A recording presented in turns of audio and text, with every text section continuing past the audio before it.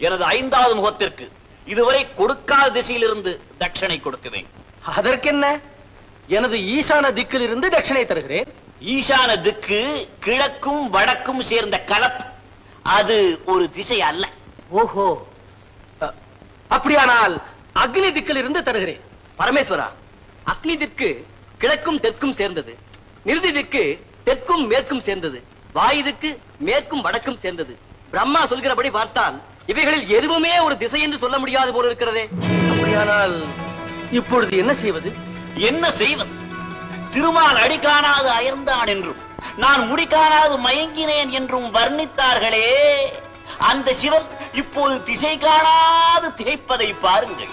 திருமணம் செய்து வைத்த புரோகிதருக்கு தட்சணை கொடுக்க திக்கற்று நிற்கும் இவர் புவனங்கள் அனைத்தையும் படைத்த என்னை விட எவ்விதத்தில் உயர்ந்தவர்.